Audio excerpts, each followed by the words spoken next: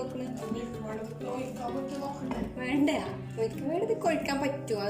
ഇല്ല, ടേസ്റ്റ് മാറിയിട്ടൊന്നുമില്ല. ഇന്നലെ പൊട്ടിച്ചിട്ടുണ്ടോ?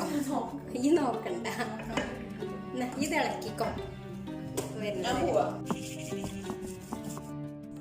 Hi guys, welcome back. അപ്പോൾ ഇന്ന് ഞാൻ വന്നിരിക്കുന്നത് ഞങ്ങളുടെ ഒരു കുഞ്ഞു പെരുന്നാൾ വിശേഷങ്ങളുമായിട്ടാണ് കേട്ടോ. അപ്പോൾ നമുക്ക് ഒട്ടും സമയം കളയാതെ തന്നെ വീഡിയോയിലേക്ക് പോകാം. അപ്പോൾ ഇത് പെരുന്നാളിൻ്റെ തലേ ദിവസം രാത്രി ഞാൻ കസ്റ്റാർഡ് ഒന്ന് ഉണ്ടാക്കി വെക്കാമെന്ന് വിചാരിച്ചു. അപ്പോൾ തലേ ദിവസം രാത്രി ഉണ്ടാക്കി വെക്കുകയാണെങ്കിൽ പിന്നെ നമുക്ക് ഫ്രിഡ്ജിൽ വെച്ചാൽ പിറ്റേന്ന് നല്ല തണുപ്പിൽ തന്നെ അതെടുക്കാമല്ലോ. അപ്പോൾ അതിന് വേണ്ടിയിട്ട് തലേന്ന് തന്നെ ഉണ്ടാക്കി വെക്കുകയാണ്. അപ്പോൾ എല്ലാ പ്രാവശ്യത്തെയും പോലെ നമ്മൾ ഈ ഒരു പ്രാവശ്യം അങ്ങനെ ഒരുപാട് സാധനങ്ങളൊന്നും ഉണ്ടാക്കുന്നില്ല. സാധാരണ നമ്മളെപ്പോഴും വീട്ടിലുണ്ടാക്കുന്ന പോലെ തന്നെ കുറച്ച് സാധനങ്ങളൊക്കെ ഉണ്ടാക്കുന്നുള്ളൂ. അപ്പോൾ പുറത്തുനിന്നൊന്നും ആരെയും വിളിക്കുന്നൊന്നുമില്ല ഇപ്പോൾ ഈ പ്രാവശ്യം. അപ്പോൾ അതുകൊണ്ട് തലേന്ന് ഉള്ള പണികളൊന്നും അധികമല്ല. അപ്പോൾ ഒരുപാടൊക്കെ ഉണ്ടാക്കുന്ന ദിവസം ഞാൻ തലേന്ന് ഉള്ളിയൊക്കെ അരിഞ്ഞ് വെക്കാറൊക്കെ ഉണ്ട്. അപ്പോൾ ഇന്നിപ്പോൾ അതൊന്നുമില്ല. ഇപ്പം നമുക്ക് അതിനുള്ള ഒരു സമയമല്ലല്ലോ.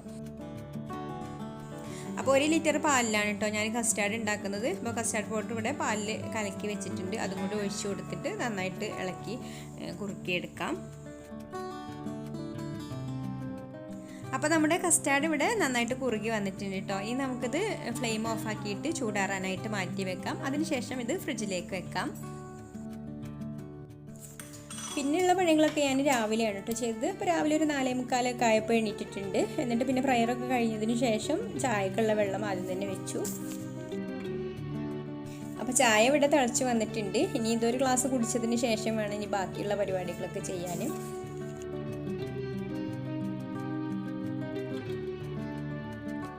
അപ്പോൾ പായസത്തിന് വേണ്ട അട ഞാനിവിടെ വെള്ളത്തിലിട്ട് വെച്ചിരുന്നു കേട്ടോ. അപ്പോൾ നല്ല തിളച്ച വെള്ളത്തിൽ അരമണിക്കൂർ ഇട്ട് വെച്ചിട്ടുണ്ട്. ഇപ്പോൾ 1.25 ഗ്ലാസ് അടയാണ് കേട്ടോ എടുത്തിട്ടുള്ളത്. ഇത് 3 ലിറ്റർ പാലിലേക്കാണ്. അപ്പോൾ അട ഇപ്പോൾ നല്ല സോഫ്റ്റായി വന്നിട്ടുണ്ട് അരമണിക്കൂർ ഇതിലിട്ട് വെച്ചപ്പോഴത്തിന്. ഇനി ഇത് എടുത്തിട്ട് നന്നായിട്ട് നല്ല തണുത്ത വെള്ളത്തിലൊന്ന് കഴുകിയെടുക്കണം. അട ഇവിടെ നന്നായിട്ട് കഴുകി ഞാൻ ഊറ്റി വെച്ചിട്ടുണ്ട്. അപ്പോൾ നമുക്ക് പായസം തയ്യാറാക്കാൻ വേണ്ടിയിട്ട് പാലൊന്ന് പൊട്ടിച്ചൊഴിക്കാം.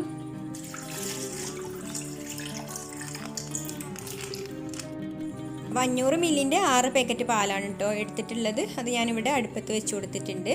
ഇനി ഇതൊന്ന് തിളപ്പിച്ചെടുക്കട്ടെ. അപ്പോൾ തിളക്കുന്നത് വരെ ഇതുപോലെ ഇളക്കിക്കൊണ്ടിരിക്കണം കേട്ടോ, അല്ലെങ്കിൽ അടിയിൽ പിടിക്കും.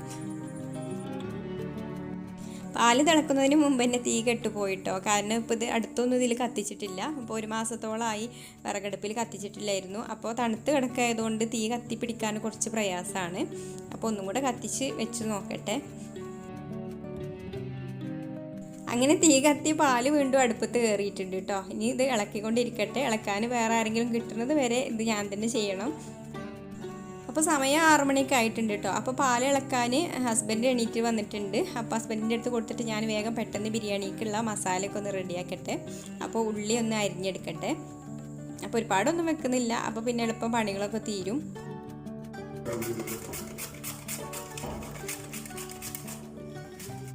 അപ്പോൾ പാൽ ഇവിടെ തിളച്ച് വന്നിട്ടുണ്ട്, അടുപ്പത്ത് വെച്ചിട്ടുണ്ടായിരുന്നു. ഇനി നമുക്കിതിലേക്ക് അട ഇട്ട് കൊടുക്കാം. അടയിട്ട് കൊടുത്തിട്ട് പിന്നെ ഇതുപോലെ ഇളക്കിക്കൊണ്ടിരിക്കുക. അപ്പോൾ ഈ പാല് വറ്റി വരണമെങ്കിൽ ഇനി കുറച്ച് കൂടുതൽ സമയം വേണം. ഒരു 2-2.5 മണിക്കൂറൊക്കെ വരും. അപ്പോൾ പാല് നന്നായിട്ട് വറ്റി വന്നാലേ ഉള്ളൂ നമുക്ക് പായസത്തിന് നല്ല ടേസ്റ്റ് ഉണ്ടാവുള്ളൂ. അപ്പോൾ ഈ സമയം ഞാൻ ബിരിയാണിയിലേക്ക് വേണ്ട മസാലയൊക്കെ തയ്യാറാക്കി. അപ്പോൾ ഈ ബീഫ് ബിരിയാണിയാണ് കേട്ടോ ഉണ്ടാക്കുന്നത്. അപ്പോൾ ബീഫ് ബിരിയാണി ഞാൻ കുക്കറിലാണ് ദം ചെയ്തെടുക്കുന്നത്. അപ്പോൾ സെയിം റെസിപ്പി തന്നെ ഞാൻ മുന്നേ ഷെയർ ചെയ്തിട്ടുണ്ട്. അപ്പോൾ ഈ ഒരു ബിരിയാണി പറഞ്ഞാൽ നമ്മൾ ട്രഡീഷണൽ ആയിട്ടുള്ള രീതിയിലുള്ള മസാല കേട്ടോ ഇതിലേക്ക് തയ്യാറാക്കിയിട്ടുള്ളത്. കസ്കസൊക്കെ അരച്ചിട്ടുണ്ട്. അതുപോലെ തന്നെ ബിരിയാണി മസാലയും പൊടിച്ചിട്ട് വീട്ടിൽ തന്നെ പൊടിച്ചുണ്ടാക്കിയിട്ടുള്ള മസാലയാണ്. അപ്പോൾ നമ്മൾ പണ്ട് മുതലേ ഉണ്ടാക്കിയിരുന്ന ആ ഒരു റെസിപ്പിയിലാണ് കേട്ടോ. അപ്പോൾ സെയിം റെസിപ്പീനെ ഞാൻ വീഡിയോ ഇട്ടിട്ടുണ്ട്. അപ്പോൾ അതിൻ്റെ ലിങ്ക് ഞാൻ ഡിസ്ക്രിപ്ഷൻ ബോക്സിൽ കൊടുക്കാം. അപ്പോൾ ബിരിയാണി മസാല റെഡി ആയിട്ടും പായസം ഇതുവരെ എവിടെ എത്തിയിട്ടില്ല കേട്ടോ. ഒന്നും കൂടെ പാല് വറ്റി വരാനുണ്ട്. അപ്പോഴേക്കും മോനെ എണീറ്റ് വന്നിട്ടുണ്ട്. ഇനി അവനെ ഏൽപ്പിക്കട്ടെ ഇളക്കാൻ.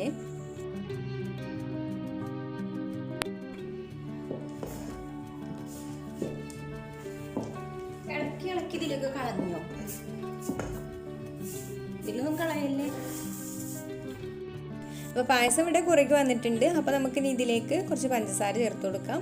പിന്നെ ഞാൻ പഞ്ചസാര ഒന്ന് കാരമലൈസ് ചെയ്ത് ഒഴിക്കുന്നുണ്ട്. അപ്പോൾ ഇപ്പോൾ അല്പം ചേർത്ത് കൊടുക്കുന്നുള്ളൂ.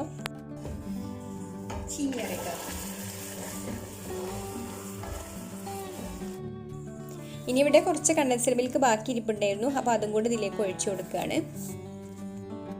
പിന്നെ ഇതിലേക്കൊരു 1/4 ടീസ്പൂൺ ഏലക്കാപ്പൊടിയും 1 ടേബിൾ സ്പൂൺ ബട്ടറും കൂടി ചേർത്ത് കൊടുത്തിട്ടുണ്ട്. പിന്നെ വേണമെങ്കിൽ ഇനി നിങ്ങൾക്ക് അണ്ടിപ്പരിപ്പ് മുന്തിരിയൊക്കെ നെയ്യിൽ വറുത്തൊക്കെ ഇട്ട് കൊടുക്കാം കേട്ടോ. അപ്പോൾ അതിൻ്റെ ഒന്നും ആവശ്യമില്ല ഈ ഒരു പായസത്തിന്. അപ്പോൾ ഇത് കുറച്ച് മെനക്കേടുള്ളൊരു പണിയാണ്. അപ്പോൾ ഞാൻ ഈസി ആയിട്ട് പ്രഷർ കുക്കറിൽ പാലട പായസം തയ്യാറാക്കുന്നതിൻ്റെ വീഡിയോ മുന്നേ ഷെയർ ചെയ്തിട്ടുണ്ടായിരുന്നു കേട്ടോ. അപ്പോൾ അതിൻ്റെ ലിങ്ക് ഞാൻ ഡിസ്ക്രിപ്ഷൻ ബോക്സിൽ കൊടുക്കാം. അപ്പോൾ പായസമൊക്കെ റെഡി ആയപ്പോൾ തന്നെ ഏകദേശം 7:30 ആയിട്ടുണ്ട് കേട്ടോ. അപ്പോൾ പുട്ടാണ് ബ്രേക്ക്ഫാസ്റ്റിന് റെഡി ആക്കിയിട്ടുള്ളത്. അപ്പോൾ അതൊക്കെ കഴിഞ്ഞു. ഇനി പാത്രങ്ങളൊക്കെ കുറച്ച് കഴുകി വെക്കാനുണ്ട്. ഇതൊക്കെ കഴിഞ്ഞിട്ട് പിന്നെ അകം കൂടി ക്ലീൻ ചെയ്തിട്ട് വേണം കുളിക്കാൻ. ഇപ്പോൾ പെരുന്നാൾ നമസ്കാരത്തിന് പള്ളിയിലേക്കൊന്നും പോകാൻ കഴിയാത്തത് കാരണം ഞങ്ങൾ വീട്ടിൽ നിന്ന് തന്നെയാണ് നിസ്കരിക്കുന്നത്. അപ്പോൾ പെട്ടെന്ന് തന്നെ ക്ലീനിങ് ഒക്കെ കഴിഞ്ഞിട്ട് കുളിക്കട്ടെ. അപ്പോൾ ക്ലീനിങ് ഒക്കെ കഴിഞ്ഞ് പിന്നെ ഫ്രഷായി നിസ്കാരമൊക്കെ കഴിഞ്ഞതിന് ശേഷമാണ് പിന്നെ ബിരിയാണിയൊക്കെ റെഡിയാക്കാൻ വന്നത്. അപ്പോൾ ബിരിയാണിയുടെ മസാലയുടെ മുകളിൽ ഇതുപോലെ ഒരു വാഴയിൽ വെച്ച് കൊടുത്തിട്ടുണ്ട് കേട്ടോ. ഇനി ചോറ് ഇതിൻ്റെ മുകളിലേക്ക് തിളപ്പിച്ച് ഊറ്റിയിട്ട് കൊടുക്കുകയാണ് ചെയ്യുന്നത്.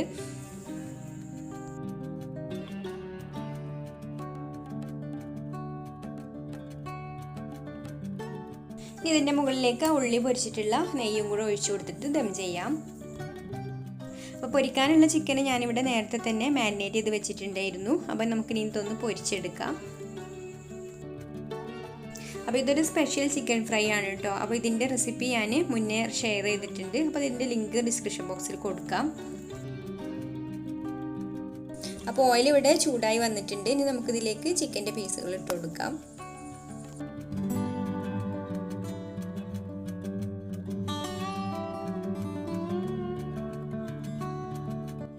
അപ്പോൾ ഇന്നലെ ഫ്രിഡ്ജിൽ വെച്ചിട്ടുണ്ടായിരുന്ന കസ്റ്റേർഡ് ഇവിടെ നന്നായിട്ട് തണുത്ത് വന്നിട്ടുണ്ട്. ഇനി ഇതിലേക്ക് വേണ്ട ഫ്രൂട്ട്സൊക്കെ ഒന്ന് കട്ട് ചെയ്തെടുക്കണം.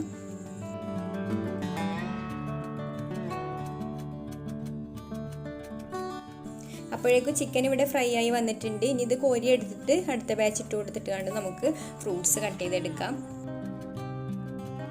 അപ്പോൾ ഞാൻ ഫ്രൂട്ട്സ് കട്ട് ചെയ്തുകൊണ്ടിരിക്കുമ്പോഴാണ് ബ്രദറും വൈഫും കുട്ടികളൊക്കെ വന്നത്. അപ്പോൾ അവളും കുറച്ച് കട്ട് ചെയ്ത് തന്നു.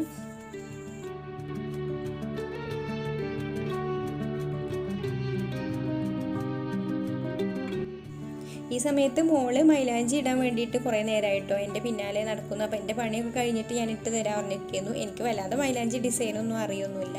എന്നാലും അറിയുന്ന പോലെയൊക്കെ എന്തെങ്കിലും വരച്ചു കൊടുക്കാമെന്ന് വിചാരിച്ചിരുന്നു. അപ്പോൾ അവൾ തന്നെ കയ്യിൻ്റെ വിരലിലൊക്കെ ഇടുന്നുണ്ട്. അപ്പോൾ പിന്നെ ആങ്ങളുടെ വൈഫ് ഉണ്ടായപ്പോൾ പിന്നെ അവളാണ് ഇട്ട് കൊടുത്തത്.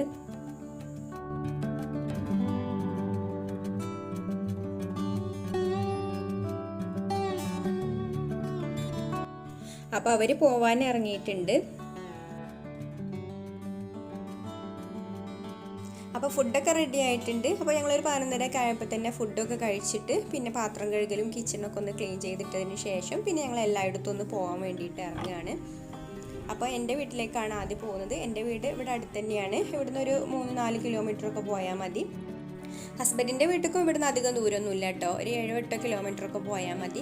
അപ്പോൾ അവർ ഇങ്ങോട്ട് വരാമെന്ന് പറഞ്ഞിട്ടുണ്ട്. അപ്പോൾ ഞങ്ങൾ ഏതായാലും അങ്ങോട്ട് പോകണില്ല. അപ്പോൾ എല്ലാ പെരുന്നാളും ചെറിയ പെരുന്നാളും ഞങ്ങൾ തറവാട്ടിലാണ് കേട്ടോ കൂടാറുള്ളത്. അപ്പോൾ ഇങ്ങനെയൊരു സാഹചര്യത്തിൽ നമുക്ക് എല്ലാവരും കൂടി ആഘോഷിക്കാനുള്ള ഒരു സമയമല്ലല്ലോ ഇപ്പോൾ. അപ്പോൾ ജസ്റ്റ് എല്ലായിടത്തും ഒന്ന് പോയിട്ട് വരാമെന്ന് മാത്രം. അപ്പോൾ ഞങ്ങൾ വീട്ടിലേക്ക് പോകുന്ന വഴിക്ക് തന്നെയാണ് മൂത്ത ബ്രദറിൻ്റെ വീടുള്ളത്. അപ്പോൾ അവിടെ ഒന്ന് കയറാമെന്ന് വിചാരിച്ചു. അവർ നേരത്തെ തന്നെ വീട്ടിലേക്ക് വന്നിട്ട് പോയതാണ്. അപ്പോൾ ഞങ്ങൾ മലപ്പുറത്തുകാർ ഇങ്ങനെയാണ് കേട്ടോ. കുടുംബ വീടുകളിലൊക്കെ ഒന്ന് പോകും പെരുന്നാളാകുമ്പോൾ. ഇപ്പോൾ ദൂരത്തേക്കൊന്നും പോകാൻ പറ്റാത്തത് കൊണ്ട് അടുത്തുള്ളയിടത്തൊക്കെ പോകാമെന്ന് മാത്രം. അപ്പോൾ അവിടുന്ന് കേക്കും ഫ്രൂട്ട് സലാഡൊക്കെ കഴിച്ചതിന് ശേഷം ഞങ്ങൾ വീട്ടിലേക്ക് പോയി.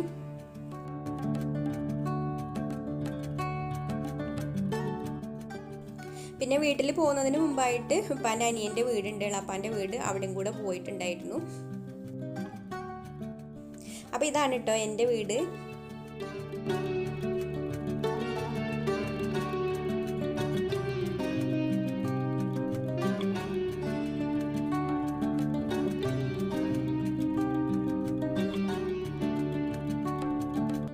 അപ്പോൾ വീട്ടിലെത്തിയപ്പോൾ അവിടെ നല്ല നാടൻ ചോറും സാമ്പാറും കൂട്ടുകറിയും അവിയലും ഒക്കെ ഉണ്ടാക്കി വെച്ചിട്ടുണ്ട്. അപ്പോൾ അത് കുറേശ്ശെ കഴിക്കാമെന്ന് വിചാരിച്ചു. അപ്പോൾ എപ്പോഴായാലും നമുക്ക് ആ ബിരിയാണി തന്നെ കഴിക്കുമ്പോൾ ഒരു മടുപ്പാണല്ലോ. അപ്പോൾ എനിക്ക് ഇങ്ങനത്തെ ഫുഡുകളൊക്കെയാണ് കേട്ടോ അല്ലെങ്കിലും ഇഷ്ടമുള്ളത്. അപ്പോൾ കുറച്ച് കഴിക്കാമെന്ന് വിചാരിച്ചിട്ട് കഴിക്കുകയാണ്. അപ്പോൾ ഞങ്ങൾ അവിടെ നിന്ന് പോന്നിട്ട് ഇപ്പോൾ വീട്ടിൽ തിരിച്ചെത്തിയിട്ടുണ്ട് കേട്ടോ. അപ്പോൾ നിങ്ങൾ എന്നോട് ഒരുപാട് പേര് കമൻസ് ആയിട്ട് ചോദിക്കുന്ന ഒരു കാര്യമാണ് ഏത് മൈലാഞ്ചിയാണ് നഖത്തിൽ ഇടുന്നത് എന്നുള്ളത്. അപ്പോൾ ഇതാണ് കേട്ടോ എൻ്റെ മൈലാഞ്ചി മരം. ഈ ഒരു നമ്മുടെ നാടൻ മൈലാഞ്ചി തന്നെയാണ് ഞാൻ നഖത്തിൽ ഇതുവരെയായിട്ട് ഇട്ടിട്ടുള്ളൂ. അല്ലാതെ ഒരു ട്യൂബ് മൈലാഞ്ചിയും ഒരു കാലത്തും ഞാൻ ഇട്ടിട്ടില്ല. കൈയിൻ്റെ ഉള്ളിൽ ഇടാറുണ്ട്, പക്ഷേ നഖത്തിൽ ഞാൻ ഏത് ട്യൂബ് മൈലാഞ്ചി ഇടാറില്ല കേട്ടോ. അപ്പോൾ ഈ ഒരു മൈലാഞ്ചി അരച്ചിട്ട് തന്നെയാണ് ഇടാറുള്ളത്.